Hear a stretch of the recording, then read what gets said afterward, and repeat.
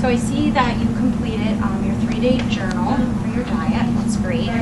So some of the reasons that we're going to go over this, and the reasons that we did fill out your journal here is because we want to maintain your health, the status of your gingiva and some of the bone and tissue in your mouth.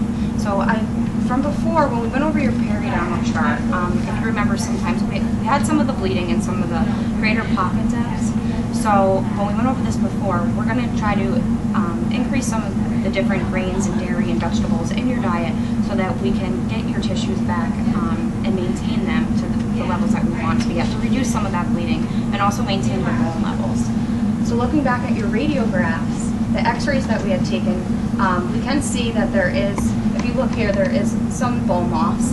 So what we want to do is definitely maintain that. And the reason that we're going to go through the different specific diet is we're going to break it down by day and kind of come up with an action plan to see where we can improve and come up with a couple different ideas that will help, maintain these bone levels. Okay. So looking back, I did the super tracker and I took your 3-day journal here and we entered it into the computer.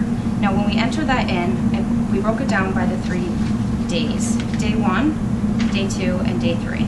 Now overall, looking at the 3 days, if you look at the grid here, we do have your refined grains, which is 126%. What's a refined grain? That's a great question. Actually, I printed out for you the difference between a refined grain, there's a whole grain, a refined grain, and an enriched grain. So basically, we want to be looking for the whole grains in your diet.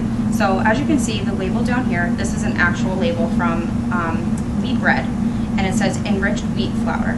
The enriched grains here, that means that some of the nutrients are going to be lost during the process. We want to be looking for foods that contain whole grains because that's a better source of fiber.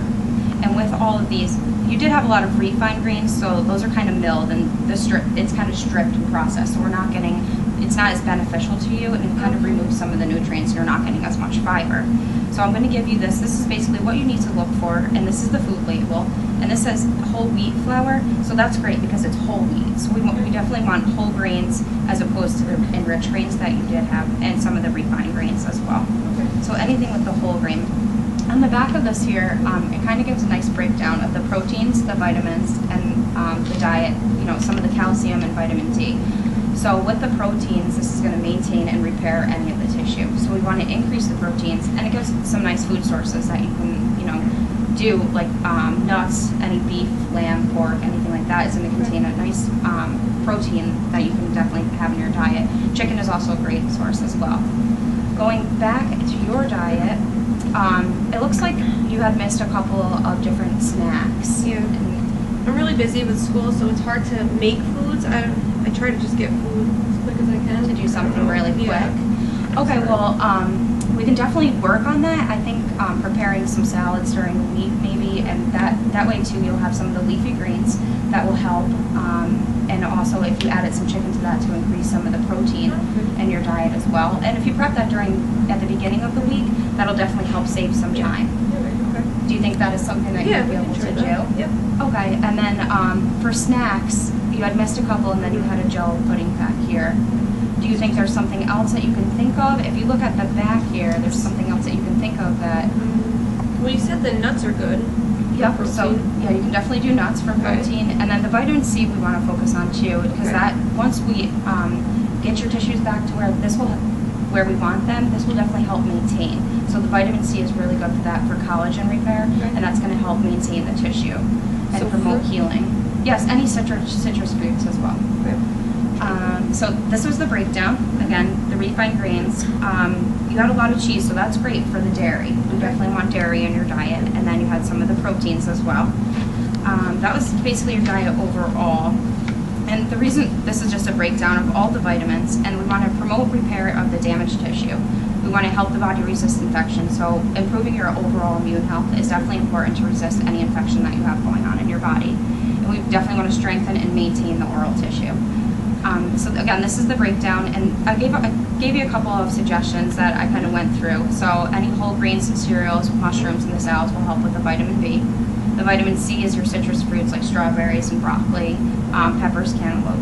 And then for the calcium, any of the dairy products, that's great for Okay. to maintain bone. So the cheese is okay to eat? Yep, the Okay. cheese is great. It's definitely a good source of calcium. Okay. Now, when you go into the grocery store, so basically what you're looking for, this is a nutrition label from your lean pocket that you had. So we want to compare this to something, this is a nutrition label from fresh spinach. So if you look at this, you can notice that, you know, some of the different, this one's really high in sodium, so you want to take a look at things like that. The protein, you know, the difference in protein that you have there. Vitamin A, the vitamins are huge here. This only has 2% vitamin A, where this has 50%.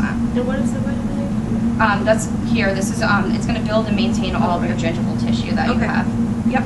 And it's also going to this helps with your immune system as well, and to keep your immune system healthy, and so that you can resist any infections that you have going on. And then also at the beginning here, we had just because of the smoking that you smoke, correct? Yeah. And how often are you smoking?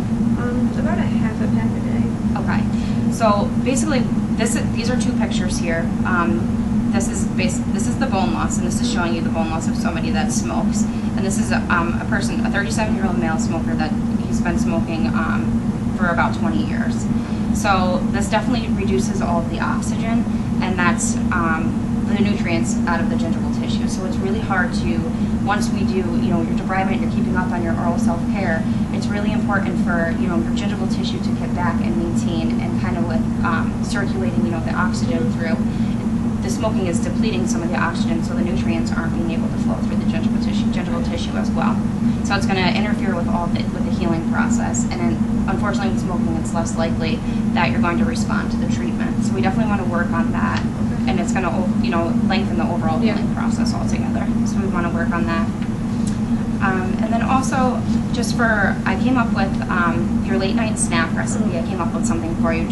I noticed that in the evening you do have some mint chocolate chip ice cream often. Yeah. So just to, you know, kind of curb some of, you know, the sweetness out of it, we can, it's just basically it's frozen whipped cream, and you thaw it out, and then you throw in any type of yogurt, whatever your favorite. My favorite, I like to mix it in with strawberry. You can pop it in the refrigerator for about 30 minutes, and then any of your favorite fruits you can dip in and kind of take that with you. So that's a really good late night snack that you can have, because then you're getting your citrus fruits as well, and some of your dairy too.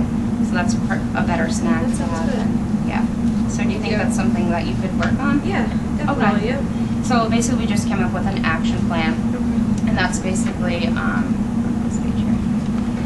We're going to try 2 prep salads, Right. and then we'll prep some of the fruit cups and add fresh fruit to the yogurt too, because I think that'll help improve some of the citrus. And then again, we're going to look at nutrition labels too, and look for more of those whole wheats rather than the enriched or the refined grains as well. So you recommend wheat bread instead of white bread? Yeah, those are going to have if you do whole wheat bread, Okay. those are going to have all of your whole grains in it as well to maintain some of your health. Okay. All right.